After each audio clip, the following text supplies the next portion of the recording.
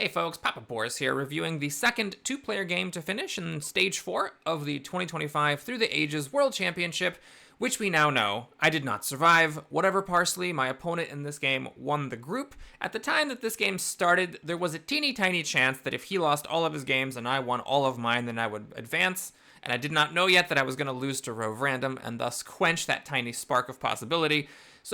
But still, I knew that the odds were incredibly small, so for me, this game was mostly personal. I just wanted to see if I could take a win off of a really strong player who had dominated his group. And the lesson from this game has to do with rules of thumb. Without spoiling the outcome, I will say that in this game, Parsley breaks a rule of thumb in Through the Ages. As we all know, rules of thumb are really good pieces of advice for beginners to follow, but really strong players know when they can be broken. So, was this a good time to break the rule of thumb? Let's find out what it was and whether that was the case. As the first player, I think I have a very easy pick here to take Engineering Genius. I know some players would take Sun Tzu. Some people just love the military life, and there is a little bit of synergy here. The best synergy is to find a really good tactic for Jan Shishka. Lesser synergies are finding colonies for Isabella and just events to play for Nostradamus and Eleanor. But I am not one of those crazy early military players. Here, notice the way the board is set up. I am guaranteed to get either Acropolis or Roman roads, no matter what my opponent does. So it seemed like a no-brainer to just grab this and enjoy building an easy Age A wonder. Parsley, it seems, also is not a fan of the military life, and he chooses the Acropolis, which is totally fine. So that means I'm going to get the Roman roads, and the big decision on my first real turn was, after doing the typical turn 1 stuff of taking the wonder, building a mine, and raising population, should I use my last action to take an urban growth and save a rock, or use the engineering genius and get the convenient 2-rock stage of the wonder built for free? And I'm not sure what the correct thing is, but I chose to use the engineering genius. My thinking was that next turn, I was pretty sure I was going to get a choice of these leaders, and I just wanted to finish the Roman roads and take a leader. None of these leaders does anything when played, so there was no pressure for me to want to take and play a leader. So I was pretty sure that's what my next turn was going to be. And if I took the urban growth, it would muck things up a little bit. Like I'd use the urban growth, take a leader, but then I couldn't finish the wonder. And I wanted to finish it, because then I get the rock going sooner, which is what I get from this. And yes, I do then miss out on a science, but I think that getting this 4-stage wonder built super fast in the early game when the actions aren't that valuable was really appealing and hard to pass up. So Parsley's up. He takes Hippocrates, of course, a really great leader and the only one there. I wish Hippocrates had been one of these three, but alas, we can't get everything going our way. He plays him, builds a mine, raises population, totally normal turn, and we pass it over to me. So on my turn, the big question was, which of these 3 humdrum leaders should I take after building the Roman roads? And I think if I had to go back and do it again, I would take Moses, because it's free food. I just don't like tangling with Ashoka in serious games. And Homer has the problem where if the leaders are all weirdly in the back of the deck, you might end up missing out on his ability. So Moses, it was just some free resources. And then you hope to switch to a better leader later, but it's also not like an emergency if you do not. But I took Homer, and I think this was a mistake, because what I was thinking is that Nostradamus is here, Homer comes from this slot, which means that Nostradamus lands here, so it's 2 actions for my opponent. Really good chance that Nostradamus will make its way to me. I can take him, it's a strong leader, I have an event already saved up for him, and I can just swap Homer out quickly and move on with my life. The problem with this reasoning is it makes absolutely no goddamn sense, because Parsley has a leader that you want to replace quickly. So he might actually take Nostradamus for 2 actions to ensure that he can get a quick leader replacement. He's likely to do this because the stuff behind Nostradamus is not that great. I mean, Warfare, you could say, is a good card, and all these cards have a role to play. But we're not talking about the big stuff, right? He's got Acropolis. He's wanting to see monarchy. He's wanting to see maybe, to a lesser extent, Code of Laws, or just like the key upgrade tax, alchemy, and iron. None of that stuff is here, so he's actually pretty likely on the second turn doldrums to use his otherwise lackluster actions to take this leader. So my reasoning was totally flawed, and I think if I thought things through correctly, then I should have taken Moses. Not that Homer is a bad leader, or for that matter, Ashoka, but just the way that I thought about it didn't actually make sense. So for my style, Moses would have been a better choice. And that's exactly what happened. So Parsley has a great turn here. He takes Nostradamus. He builds the first stage, and he takes Breakthrough. Now, you know what I'm going to say. I'm going to nitpick this. I think you should build your lab here. Build the lab. The Acropolis gains nothing from being rushed. So I think that he's just throwing away a science here. That's my opinion, as you know. But anyway, he takes the breakthrough, which landed here for just a single action, which is obviously very nice for him. And then he passes the turn.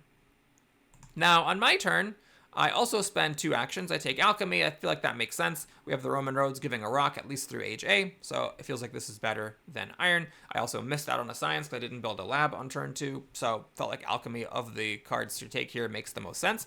Obviously, I'm also going to play my leader and build a lab. It does mean that, of course, I might lose out on a temple, but I don't want to raise population just to maybe get a free temple, so I think that's the right play here, and then I pass the turn. All right, so Parsley's up. He plays an event. We get free resources, and it's really lucky for him because with these extra rocks, he's actually able to make the Acropolis and build a lab. And then he follows the Boris school of thought of not waiting for the 3rd medical symbol for Hippocrates. He just replaces them right away, so he can immediately start seeing what I'm putting into the deck and also getting value, of course, the 3 culture from Nostradamus. He then puts the Silk Road under construction. I personally would not do this. I don't like building a wonder that takes a bunch of actions when I'm at 4 actions, when I'm only making 3 rocks. There's also Iron here. He has the science to start upgrading his mines next turn. For me, Iron and Swordsman or Iron and Reserves would have been a bit of a no-brainer. Maybe even Iron and Race Population if I'm feeling frisky. But Parsley likes the wonder, so he grabs it. Obviously, he's a very strong player, so you can't criticize him that much for that choice. And we go over to me. And I play an event. And we get the development of settlement. We get a free population here. And that's fine. I do miss out on the chance to spend 2 food for a worker, but I'm glad to get the workers out of the bank. And the big question for me here was, what the hell do I take from this card row? It's actually a really tough decision. So I have an easy choice, right? I can research alchemy, and I can upgrade a lab. And then I can upgrade another lab. So that's obviously great. But what do I do with my last action? What I'd like to do is take Swordsman, because, those are a good military tech, and I do like them. Alternatively, I could take Irrigation and start upgrading my farms next. Maybe that would make sense. Yes, Irrigation's not the sexiest technology, but I did get a bonus yellow token from the Roman roads. Maybe I can get some from the colonies or something later. And maybe Irrigate. There's also, it's worth noting, an ocean liner service and a Suez Canal and a Statue of Liberty in the game. I mean, this is like the trio of Age 2 wonders that can make it possible to survive on Irrigation. So I could just take it and start upgrading my farms, but the problem is that there's no leaders here and we're already down to 20 cards. And this is why I'm so annoyed about playing with Homer. Like, you do need to get a leader to replace Homer before the age ends. So even though I'm not even that excited about her, I take Joan of Arc for my last action, just to make sure that I can swap out Homer. If this had been Moses, well, I might have some corruption issues. But other than that, if it had been any other leader, then I wouldn't have felt the pressure to take Joan of Arc here, who I'm not, even in any kind of synergy with. Now, I am corrupt, so I use Homer's bonus rock. To be fair, that is helpful. And my actual last rock to build another warrior. All right, I keep my events. I get a defense card, and it's over to Parsley. So he plays an event. It's the development of civil life, which I'm really grateful for, and I imagine he was as well. It gives you a chance to spend a free action to pay some food and get these workers out of here. He builds the first stage of the Silk Road, which goes great with this breakthrough that he has, so this will be now worth 3 science, which is really awesome for him. Raises population, and grabs the irrigation and the knights. One thing to note is that you could take alchemy here to help fix your science next turn, but it's also not a terrible idea to research irrigation and upgrade 2 farms, so I think that his choice is totally fine. All right, well, I decided to stop screwing around. I just pop Homer out of here. I spend the action. I then grab the Engineering Genius. This is not purely speculative. Since whatever Parsley has taken up his wonder slot with the Silk Road, I have a clear shot at the university. Now, you might say, well, that's a little bit overkill, because you already have the Roman roads, which is going to make science in H2. You got 2 very early alchemies. Do you really need university? Well, you can always use some science. There are some things coming down, like Code of Laws, that might be big science ticket items. And 3 rocks when I haven't gotten iron to upgrade my rocks yet, and the Roman roads are about to switch away from rocks in H2. Felt like a pretty good grab for 1 action. Then I just have to raise my population twice to avoid corruption, and the turn ends. All right, so Parsley's up, plays an event, and we get 3 cards. I'll take a moment to look at the cards for a second. I have a jillion cards here. Of note are the new deposits and the immigration, which I will end up playing. I do have the extra happy face from Homer, so I'm more likely, and I can build temples for Joan, so it's more likely that I just make normal looking moves without tipping off the fact that immigration is in there. That's the one where you get worker. a free population increase if you have the most happy faces. And I have a good shot at beating Parsley to that, and not even tying, but beating him outright so that I'm the only one who gets it. This ends up being a very, very important event in this game. Now, Parsley, what to do on his turn? Well, he has the Acropolis, and there's a monarchy there, so that's logical. He builds a temple, which is not only culture, but also warding off any happiness-based events, but also it reduces the cost of the monarchy. Now he takes it, he breaks it through, so he gets a super-duper cheap monarchy, keeps it himself at 5 science. And what to do with the last 2 actions? Well, now that you have spent the rocks to make the temple instead of upgrading the farms, maybe summoning the irrigation. Summoning! I summon the science! Researching the irrigation is not the most logical, so he decides to just chip away at the Silk Road, and he gets the knights down, and I don't know about this. He doesn't need it because he's Nostradamus, so he's got the defense bonus. He doesn't really need these knights. I would have, if I was going to research something without doing anything about it, I would have done the irrigation. But most likely on his turn, I would have actually just taken the alchemy here because I'm very uncomfortable at making only 2 science. And yes, with Silk Road and the breakthrough, you can cheat things a little bit. But, you know, if you don't spend 5 science here, then next turn, you can research alchemy and start upgrading your science. But he's got a different idea in mind. He's got this phalanx that he wants to work towards. So he passes the turn. And it's back over to me. So now the university conveniently does land into the 1 action row. I play the Reign of Terror. As Joan, I saw this coming, but I really wanted to put immigration in there, and I was like, there's no way that anytime soon against Nostradamus, I'm not going to be the weakest. I have a bunch of yellow tokens. Let's just suck it up and do it. So I take Code of Laws. I get an extra action. I put the university under construction to make a stage. I am tragically still corrupt. So I have to do a very uncomfortable thing here, which is to build a warrior. Now, if I had Legion, this would be great. I'd be at 5 strength. I'd be strongest and not weakest on my turn, at least on tie breaks. But I don't have that, and Parsley didn't use it. He played a phalanx, so there actually is no infantry tactics in this game. So it's just 3 stupid warriors. Although the 3rd warrior does actually end up being somewhat relevant later. Obviously, all things considered, this is not a great way to play. Also worth noting that because I'm going for this wonder, I spent 3 actions, taking it and starting it, I am missing out on iron and irrigation. And maybe, with 4 science, about to be 5, it would have been actually smarter to spend 3 actions instead of taking this wonder and putting it under construction, to take the iron and the rich land. And accept that this engineering genius just looks kind of stupid here. But then next turn, with 7 science, I could actually get, in 7 rocks, I could actually get all 3 upgrades. I could just spend my turn going research iron, upgrade all 3. And I think that may have been better than going for the university. Because as we talked about, there are some decent wonders here. Ocean Liner and Suez can be extremely significant. And then the Statue of Liberty, if I get an H2 government soon enough, that can also be really good. So I think maybe opening myself up to those made more sense than starting this wonder that gives science when I already have really strong science. But in any case, I chuck away a bunch of stuff, draw some more cards, and it's over to Parsley. He plays an event. We got the rebellion. So he knew this, I think. I think he knew this was coming because he'd already played Nostradamus by this point. I could be wrong. So I think he knew about it. That's why he built this temple, maybe. Although building the temple also made sense to lower the cost of monarchy. In any case, he dodges the rebellion, raises population, grabs another breakthrough for 1 action, which hurts to watch. He chips away at the Silk Road. Can't quite finish it. He's 1 rock short. And then he grabs the urban growth. Also choosing to pass on iron, though it doesn't necessarily strike me as that crazy to do this because the science is very low. So there is a certain logic to saying, hey, well, maybe I can just fix my science. Maybe I can like save up science, get the scientific method, and then go for coal. It does mean, though, that he and I both are on bronze mines, so we're both competing for the coal. All right, so H2 starts. Let's take a quick look at how things are going in this age. Blah, blah, blah, blah. My opponent, I think, has the lead. I do have very good science production, but neither of us have fixed our rocks or our food. We have the same number of actions, and his culture is way higher than mine. It's worse than it looks because he's also getting 3 culture every time he plays an event, and as Joan, I don't have any secret culture gain. So he's got a culture lead in exchange for a science lead, and that's something that could be rectified relatively quickly. So I think I prefer his position to mine, especially because he's about to finish the Silk Road and fix some of his science a little bit, as well as getting 2 extra culture per turn. So anyone's game, of course, by all means, but I do favor Parsley here. I play the new deposits in there, and we get our first colony out. Unfortunately, with my 1 defense card, I'm not able to win it. Maybe I should have actually bid more warriors. I bid 2, plus my defense card.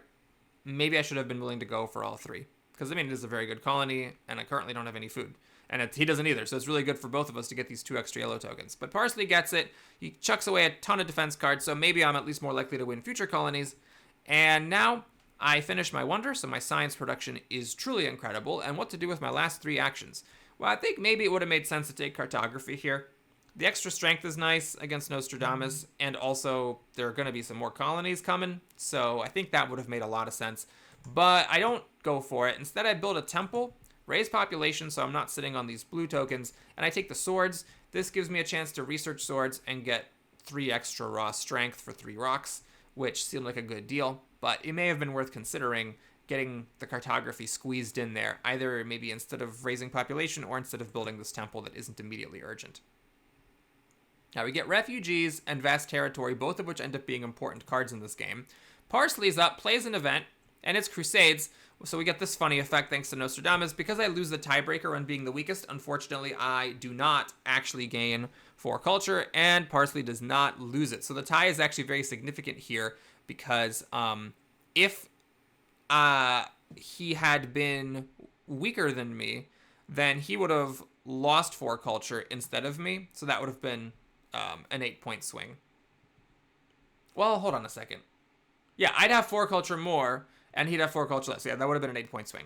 All right, he cashes out the breakthrough with the Silk Road bonus. He finishes the Silk Road and upgrades 1 farm. Now he's got no resources left in 2 actions. What to do with these? He decides to grab Wave of Nationalism, which actually makes a lot of sense, because this with Silk Road is 7 rocks, and that is a free phalanx, 3/2/2. So it's a very strong card here, and I think it's absolutely correct to spend basically 3 actions playing it, because that is a ton of rocks, and there's nothing else super critical out here.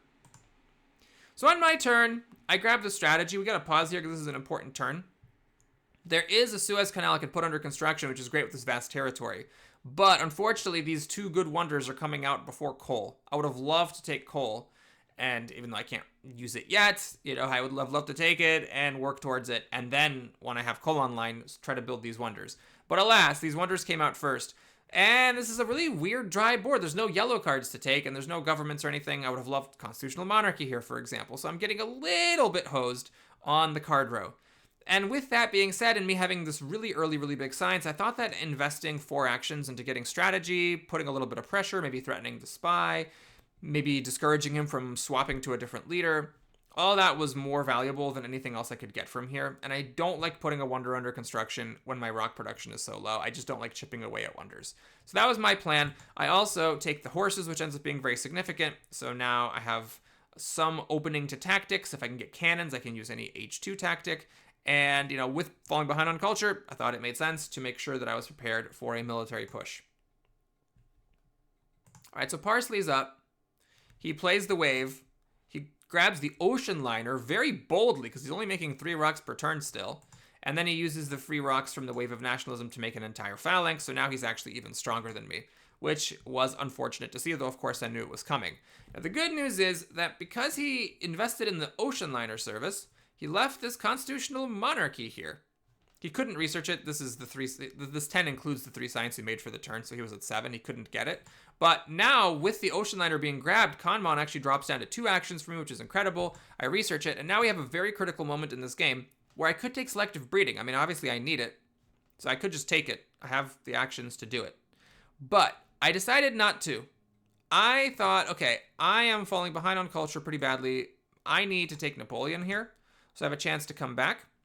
And in addition to taking Napoleon, I built another lab to get really, really crazy science. I also took cannon to make myself open to tactics and the opera in case I need to bandage my culture bleeding at some point. Now, with the 4 actions that I spent doing that, I could have taken selective breeding and built a lab, or taken selective breeding and taken cannon. I think cannon's probably the most important thing, and just left the lab unbuilt and Napoleon and opera on the row. And I think that would have been correct, because I really do need the selective breeding. And the Napoleon and the opera maybe aren't like the most critical things. Yes, I'm falling a little bit behind, but it's not like that crazy. And one of the best ways to catch up is to fix my economy. But I thought I could get selective breeding for 1 action because the selective breeding, with the way I did this turn, I planned it very carefully, drops down to exactly the bitch spot. So it's going to be 2 actions for my opponent, and it'll come to me for 1 action afterwards. But Parsley hate drafts it. And this is the main focus of the game.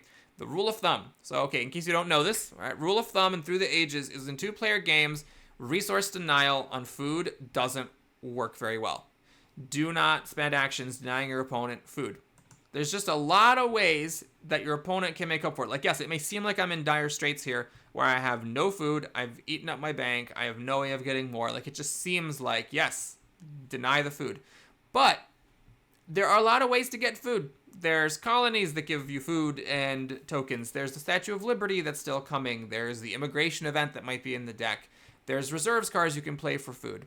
When you fix your food, let's say I were to research selective breeding and upgrade it, all that takes science and actions. And of course, they're worth it. But the fact of the matter is that when my opponent deprives me of the selective breeding, that means I have those actions now to spend. And I could use those actions to try to work around my lack of workers. Anyway, that's the rule of thumb. But rules of thumb are meant to be broken by strong players. So this is the key. Parsley clearly was the best player in the group. He outplayed all of us really hard on every player count.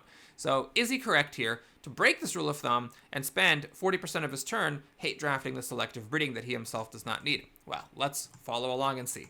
So he also grabs Justice System, researches it for an extra action, and raises population. It's worth noting that if he had not taken the selective breeding, he had pretty good use for his actions. He's got this ocean liner that needs to get built, and he could have made 2 stages of it, for example. So he definitely has things to do with his actions, and this does come at a cost to him. But okay, now I have no workers, so what am I going to do? Well, I put the refugees into the deck because I am planning on becoming the strongest player. The new deposits that I put in earlier pop out. Now I play Napoleon for 2 strength. I research swordsman. I upgrade all of these swordsmen for 3 raw strength, and I'm still getting all of my draws. And what to do left with the rest of my actions, I figure here it's time to just take a bunch of yellow cards, and all of these could be used for food. So it's sort of like I'm taking 9 food, which is 2 workers coming out of the bank. I have an extra action left, and I think the obvious play here is to grab Organized Religion, so that with this temple I already have, I can upgrade and actually use, 2 more workers out of the bank. I can't really afford to have unhappy workers with my food shortage at the moment. So my turn ends. The scientific method is left here for Parsley because he desperately needs to fix the science. He plays an event. It's the immigration that I put in earlier. I have 2 happy faces to his 1. Homer and the temple, so the Homer that I have been insulting stops Parsley from getting a free population here. He plays Catherine, starts building the ocean liner, grabs the cannon, which is very important for the military, grabs the Organized Religion to fix his happy faces. Of course, the breakthrough is incredible for a single action. And then he researches Organized Religion and upgrades one with the urban growth. Now, there is some merit to this because he's using the Silk Road bonus, and then he's leaving the Silk Road bonus for future turns to activate on breakthrough. At the same time, maybe it would have been tempting to take another breakthrough because his science is still really low, or take an efficient upgrade to save these rocks because his rocks are very low. Granted, he has the urban growth for that. Or to also just find a way to take the scientific method because he does need to fix his science. Now, I think that it's okay for him to leave that there because the other one is here. And there's no way that I'm going to hate draft it from the bitch spot because I already have 3 alchemies. So Barbarians pops up, which is great. Parsley loses a population. I play reserves for food. I'm not actually planning to raise a population here. The reason I'm doing this is I was actually at my hand limit. So part of the problem with my previous actions is that I've filled up my hand. And I really need to take the coal here, because obviously Parsley is going to take coal, because he also needs it. It's not even a hate draft thing, it's just he desperately needs it. Both of us were hoping it would come up on our turn. I'm sure either of us would have taken it for 3 actions.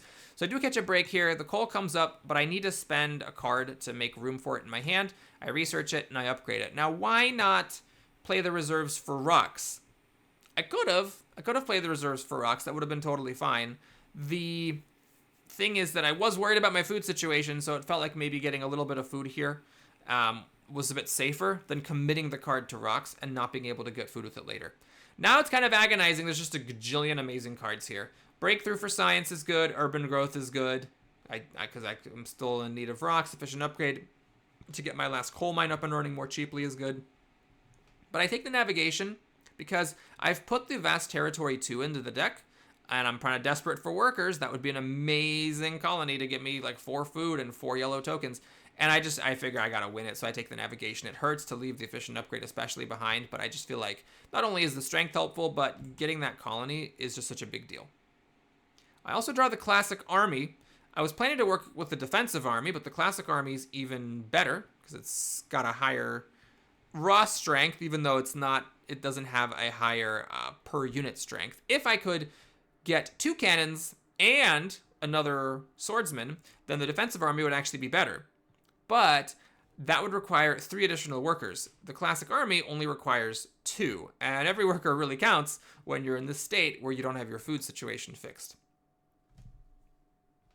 Alright, so it's Parsley's turn as H3 starts. He grabs the rifles, which is very important for having up-to-date tactics. He also takes air forces for protection, and he raises population. He then builds another knight to be a little bit safe, and then he passes the turn. Now let's take a look at what's happening in H3. So he is getting ahead with culture, though 30 culture is not insurmountable by any means. So I was in this game, and unlike him, I have actually started fixing my rocks. Of course, there's the issue, and also my science is amazing. Of course, there's the issue of the food, but apart from the food, I am doing pretty great, and I also have the military pressure. The question is, can I declare a war on him? I do have the war on territory here, which would be really great, because every yellow token is a huge, huge deal. The problem is, I am tragically 1 rock short of being able to make 2 horses. And had I spent the reserves for rocks last time, I could spend this reserves for rocks again and then make 2 horses, although I would need to either be willing to blow up a swordsman for my next horse or 2 labs, both of which are a pretty high cost. The thing is that I actually like having this extra swordsman here because the vast territory is in there and I want to use the extra swordsman. I mean, to win it, or even if I don't win it with just 1 unit, then however many units I have to spend, the extra one is actually kind of relevant. So I didn't feel too bad about the fact that I wasn't able to declare war here. I just put the economic progress into the deck and passed the turn. Now I think I knew this was in there, so I think I knew that this would mean that I was going to get an extra worker. Now the economic progress is a risky one because I am planning to declare wars, so if Parsley flips it on his turn, he could surprise me and win, and I think it was probably a mistake to put it in. I think the much better bet would have just been to put the historic territory, even though it's actually not that useful for me. It's not that useful for Parsley either, and I think that just would have been safer than having the economic progress in there. All right, now the vast territory is in here, along with refugees and economic progress. So I get the navigation down because I absolutely have to have it. So I don't have any defense cards, and Parsley, if he has good luck with defense cards, could actually steal that vast territory from me, which would be absolutely devastating. So navigation is absolutely crucial. Besides that, I need to prepare for a war next turn. So I upgrade the mine, which puts me up to 7 rock production. With the 3 from the reserves, I have exactly 10, and I can make 2 cavalrymen. Now, where are the workers going to come from for these cavalrymen? Well, I research organized religion, and I take the reserves from here. And you might say, well, hang on, Boris, if you're planning to upgrade a temple to get these 2 happy faces to have 2 extra workers, wouldn't you want to take efficient upgrade? But the thing is, if you do the count on this, 7 plus 5, plus 7 is 14 rocks. I need 10 rocks to make 2 horses, and 4 rocks to do this upgrade. So I actually need this 1 extra rock from these reserves to be able to upgrade the temple and build 2 horses. Now, of course, there are other ways around that. I could have taken architecture, and that would knocked off the price of this by 2 rocks, and then also taken the efficient upgrade. But I needed to get out of corruption here. Oh, no, sorry, I didn't need to get out of corruption. I needed room in my hand because I was at, again, a 7 card limit, so I played the reserves for rocks, getting 1 blue token and just barely staying out of corruption. Now, the revolutionary idea, that was a bit of a frisky move. I don't think this actually makes sense. I have enough science for air forces without it, and I don't need military theory. I don't need like that many technologies. So I don't think I actually needed to take this 4 extra science. I think this should have just been the efficient upgrade, and I could have taken the reserves anyways. Or even for that matter, the patriotism. Although, the patriotism to H2. So yeah, I could have taken efficient upgrade and reserves, and I think the efficient upgrade would have just been better than this extra 4 science. But in any case, I passed the turn, so I'm ready to do a war over territory, and I'm very glad to see war over culture come up. So now if Parsley, beg your pardon, let's talk about these Air Forces. Parsley spent 3 actions taking Air Forces, and he did get unlucky because the other copy came out right away, which is obviously a little bit improbable, but it means that because he already took it, he can't take the other one, so I'm guaranteed to get Air Forces for 1 action. So I am ready to do the War Over Territory now, and then the War Over Culture the following turn. So a bit of a bad break for Parsley on this. Now he sees that bad things are coming, so he researches the cannon.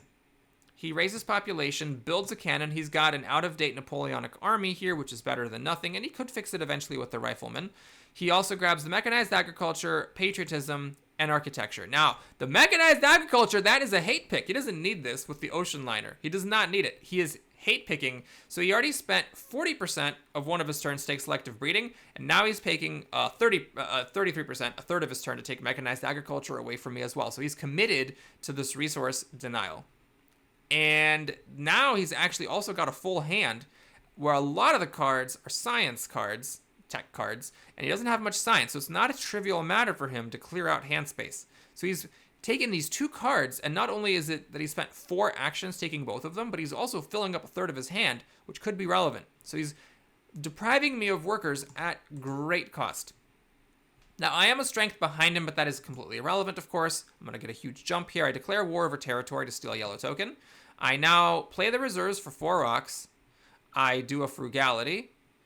I upgrade a temple so that these workers become active, research my horses, build 2 horses, and then out comes the classic army. Could have still done it with the cannon. And if I had made 2 cannon, I would have been 3 rocks short of making another sword. Although it is worth noting that if I research cannon instead of cavalry, I have the same number of actions left over, which is 3.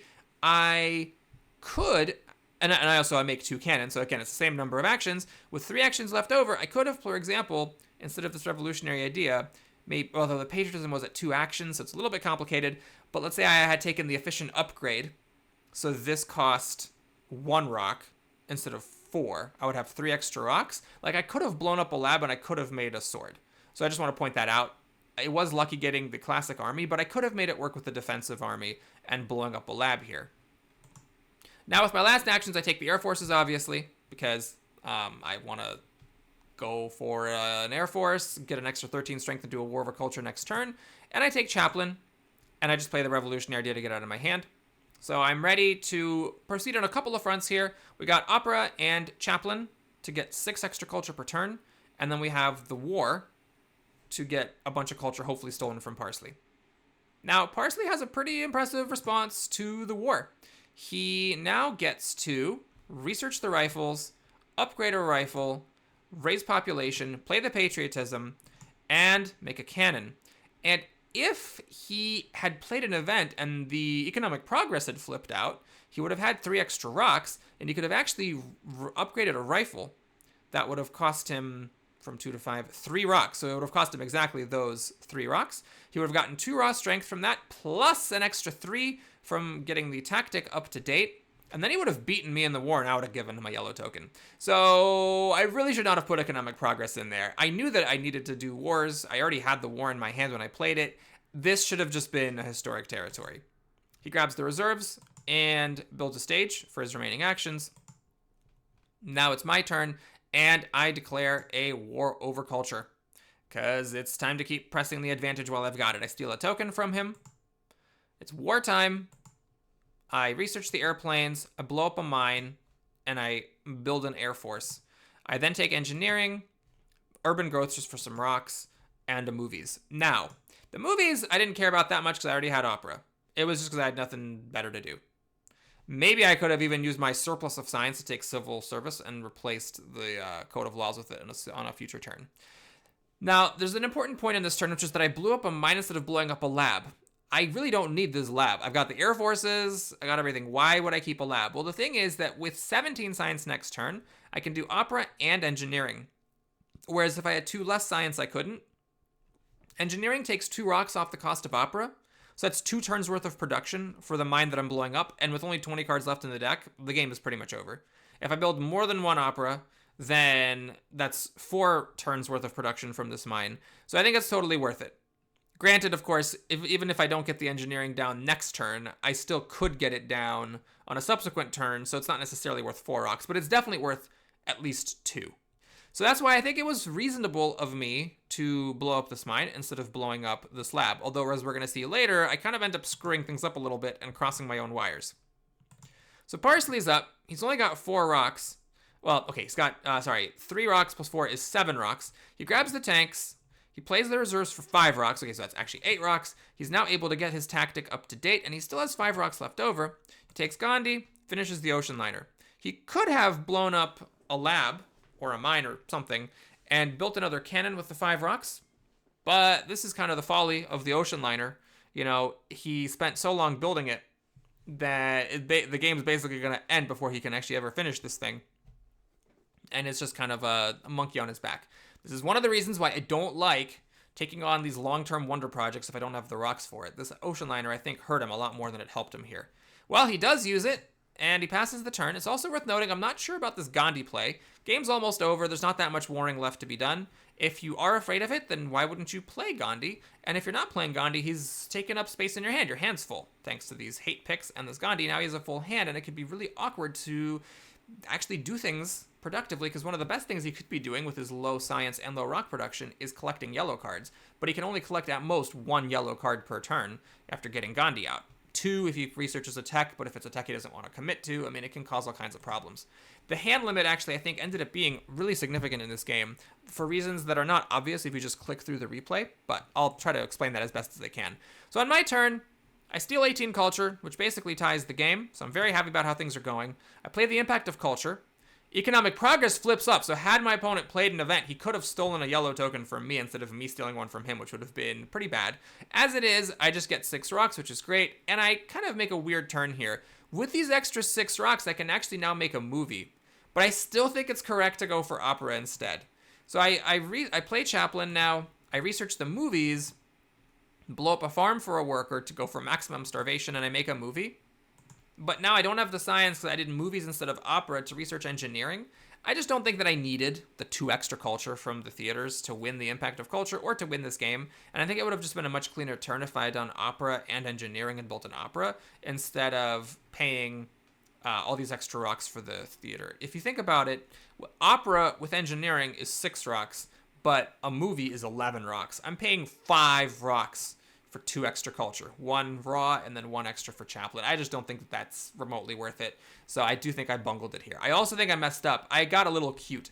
I thought, okay, I'm clearly just never getting another worker, so I might as well just blow up a mine and lose this food. But the problem is that Refugees is in the deck, and when my population increases because I win that event, I now open up an extra consumption space, and I am losing 2 food per turn, so now I'm going to go into famine.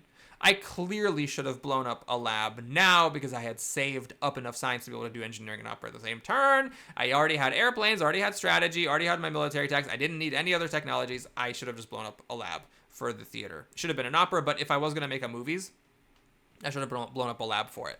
Now let's talk about the hand situation here. So it may seem a little bit odd, and I didn't actually realize this until too late during the game, but Parsley could actually get kind of threatening. So the game is not going to end on my next turn. 12 is not a lot of cards, but we're not going to eat enough cards out of the deck to end the game, which means that Parsley does not have to declare war on me next turn. He could actually declare war on me the following turn, which means that next turn he could take a military buildup and reserves, revolutionary idea, you know, all these helpful yellow cards. The military buildup especially is 9 rocks. And with those rocks, he actually could make 2 airplanes. Each airplane is 12 strength. He can go up by 24 strength, going up to 55. And it's actually kind of hard for me to go up any more strength myself. It's a bit of a challenge. Even if I had the rocks for it, which I don't, it's really tough for me to find the workers for it. I mean, I have to pretty much raise my civilization to the ground to get up all my labs.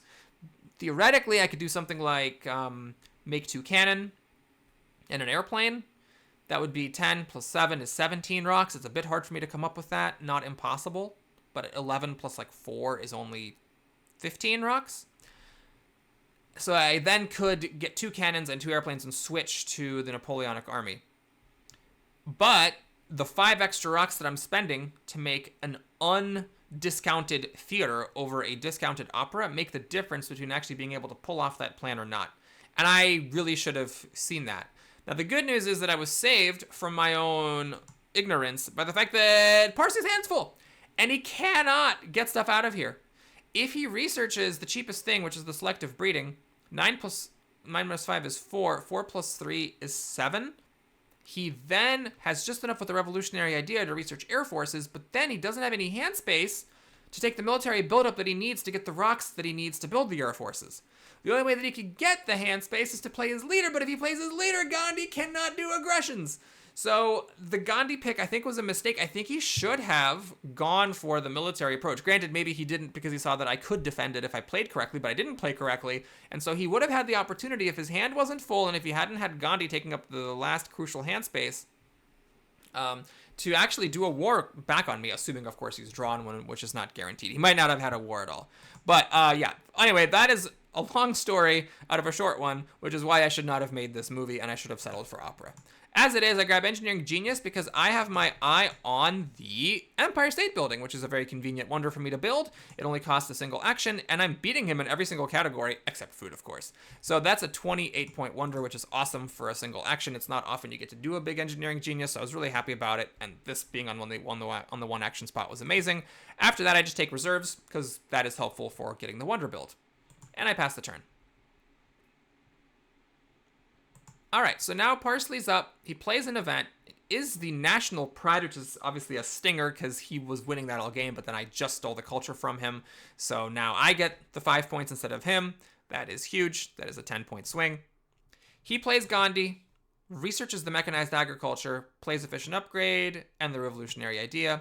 He gets a farm upgrade and gets an ocean liner worker, and he just passes on his last action. So a pretty uneventful turn. Nothing threatening going on here. I play an event with the refugees, which I was not hoping for. I was hoping it would be the vast territory, but as the refugees pop up, now I am losing both of these foods, which is, a problem that I'm going to have to fix at some point. I research engineering. I build another theater for 8 rocks now. This is, of course, carefully calculated because 3 plus 6 is 9, and 9 plus 9 is 18, so I have just enough to build the Empire State. I don't have anything else to do with my turn, but luckily Empire State is right there, so I just take it for 4 actions. I don't want to leave Parsley the opportunity to hate draft it from me. He doesn't have an easy way to spend all his actions anyway, so he might want to. And then with my last action, I just grab the Urban Growth. It's not going to be amazing, but it is going to let me build another temple for another 2 points in case Impact of Architecture is in there, and just a culture normally. All right, so now Parsley's up. I was actually thinking maybe he would take and do the oil to stop me from beating him on rocks, but he doesn't go for that. He plays an event. It's the vast territory. I actually make a bit of a mistake here, though you can't see it. If I spend a swordsman with 5 3-point bonuses, navigation, and 4 cards that I was very lucky to have drawn, that is a total of 17. And that's what I should have bid, but I didn't. I actually bid this and an airplane. Now, if Parsley had decided to bid an army is 3, 6, 8, 8 plus 5 is, 8 plus 5 is, 8 plus 7 is 15. And if he has a defense card, which maybe he doesn't, I did draw 4 of them, and there's not that many in the deck, there are only 7. But if he has a defense card and he bid an army, he could have actually raised the bid to 18. And then because I stupidly bid an airplane, I would have actually had to lose an airplane, which would have dropped behind Parsley on strength. And then Parsley could have taken the oil and beaten me on rocks, and that would have taken my Empire State Building down to 14 points. Now, granted, is that relevant here? I think at this point I'm beating him by enough that it wouldn't have mattered, but that was sloppy play on my part, and I should not have been willing to bid an airplane. Luckily, Parsley did not go for it. He did not risk doing a huge bid just in case I made a mistake. He just bid some normal thing, and that means I get to win the colony for just my extra swordsman from way back in the day, and only 2 of my defense cards. So now Parsley on his turn, it's a pretty irrelevant turn. He builds another farm, he upgrades it, he seems to have put impact of food in there. That's why he's going for this food upgrade. He was already beating me on food. He could have done oil and beaten me on oil instead. He makes another temple for some culture, grabs the endowment and the efficient upgrade and the military buildup, and then he passes the turn. So now on my turn, I don't want to play impact of competition. I'm strangely not actually beating him on it. I play the reserves for 4 rocks. I play the Engineering Genius to build the Empire State in 1 step. I get 28 points for it, which is very exciting. I have 1 rock left and an urban growth. This allows me to blow up a lab and build the temple. And by the way, I don't have to deal with the food situation because the vast territory saves me from famine. And that's why it was very important for me to win that colony, and I was very, very concerned about something crazy happening and Parsley stealing it from me with a huge bid. After that, there's nothing else for me to do, so I just take and research oil in case he put impact of technology in there, and that's all there is to do that's relevant, so I pass the turn. On Parsley's last turn, he plays an event. We got the impact of food, which is actually a huge one. This is, if you think about like the impact of strength, impact of science, impact of culture, those give 10 points to the winner. Those are considered big events. He's getting 12 points on me from food. I think it's very poetic that this event is in the game. He then plays the endowment with the Silk Road for 7 points. Plays a revolutionary idea, researches tanks, seemingly again in case I put impact of technology in there. Raises population, and he could do the military buildup and get ahead of me on strength, but he does not. He just makes another temple, so I guess he didn't put impact of strength in there. And then that is it. So going into the final scoring, it looks very bleak for Parsley. He is, 35 points behind. And I felt very confident going into the final scoring. Now maybe I shouldn't have, because impact of harmony pops up. I wasn't thinking about that one. He gets 12 points on me. So we got 12 points from the food, 12 points from harmony. It's like, imagine a game where you get like impact of science and impact of strength and impact of culture. Parsley did that against me here, except better, because he got 12 for food, 12 for harmony, and then 12 for population. So there's 3 different events that he got 12 points on me on. He actually brought it to within 11 points, and I was actually a little bit nervous, but of course I didn't need to be because the last 2 events were my events. It was the impact of culture, which is 10 points for me, and the impact of variety, which was really good for me. That gave me 8 points. Even if I didn't draw them, even if I hadn't put them in, I would have had 6 fewer points from not playing the events, and I wouldn't have gotten those points. And then I would have beaten Parsley by 5 points. So I had a hair of a victory here by 5 points if I didn't draw just like any impacts, let's say during the whole of Age 3. But I did get them, which led me to a comfortable almost 30-point lead. And even though Parsley dominated us and beat us in the group, I was very, very happy to nick this win from him. It was a tough-fought game, and he was a great opponent. Thanks so much for watching, everybody. Hope you enjoyed it. Please like and or subscribe, and I'll see you again soon. Take care.